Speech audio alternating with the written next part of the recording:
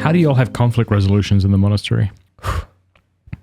Depends on the nun. We don't. We just brush it aside and we don't have bury conflict. it deep down. Well, we tried that. That didn't really work. Didn't work. Let's just ignore it. We have pretty regular meetings about like how to have better communication and better resolution and conflict resolution and things like that in our community. And I feel like over the years we've really been I think the biggest like helpful thing for me was learning one particular like conflict resolution style, which was like a way in which like someone comes to you and they're hurt by something that you said or did, and you're able to sit and listen to them, and you almost set the thing aside and look at it together with them, and you empathize. Like I set aside my reaction, like I've hurt Mother Natalia in this way, and I'm like, wow, if I'm able, and I set aside how I feel about it, and I just listen and receive her pain. Almost like somebody else did it to her. Correct. And you're able to. Yeah, exactly. Like it's not like almost as if it has nothing to do with me, and I receive her and then I respond to her. Even if we never resolve the issue, we've become closer because of it, because I've actually received her and she's actually heard me. And that's actually what's more important than maybe necessarily resolving the issue, is that in relationship, we both feel safe and encountered and heard and received. And so that, I don't know, that for me, and like it does, sometimes it's formal and you have to sit down and do it. And other times it's in a much more informal way. But I think that for me has been the greatest like tangible example of conflict resolution. In that particular time at which we were like learning that technique, the retreat director that we were with at the time had said, it's not about being right, it's about being real.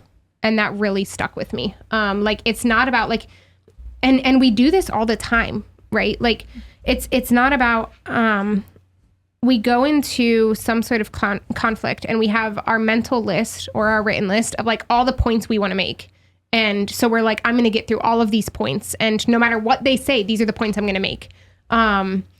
Well, if you're halfway through that list in the conversation and you guys have realized that you love each other and that there was a misunderstanding, like there's something in us that still wants to finish the list. And like, I still want to make all my points.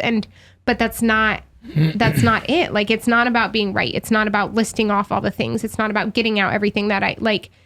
If the reason that this needs to be resolved is because we want to have a solid relationship, then why do those things matter? I think we're often missing but something we also come back to as a community is like, we really love each other. Like you see this when you visit our community and it's not something that you can fake, right? Like we had someone from another community visiting us one time and they were like, you all really love each other. And we're like, yeah. And they're like, no, like you like spending time together. And we're like, but yeah. And they're like, not all communities are like that. And I was shocked to hear that. But like, as I've experienced more communities, like I've seen the truth of it, like not all communities are like that. And so something that we come back to often is just, we have to remember that we have a common goal and we have to remember that we all love each other.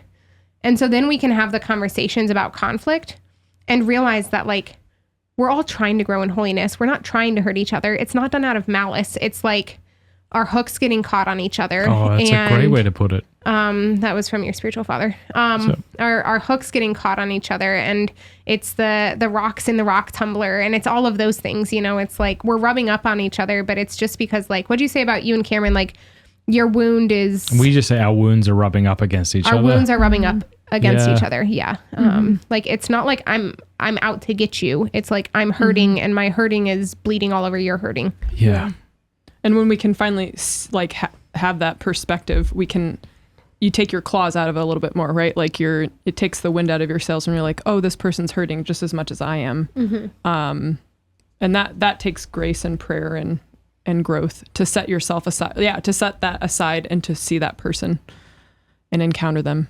It's very simple, but my wife from the very beginning, because we both served with net ministries, and this is how they do conflict resolutions, is, we were taught from the very beginning, like if somebody says, I'm sorry I did that, you don't say it's fine, because it's not fine, which is why they are right to apologize. And so using the language of I forgive you, or please forgive me, I forgive you, is we've found really important in our own life. Yeah, we do too. Thank you very much for watching that clip. Before you go, do us a favor, click like, click subscribe, and if this really meant something to you, help us out by sharing it.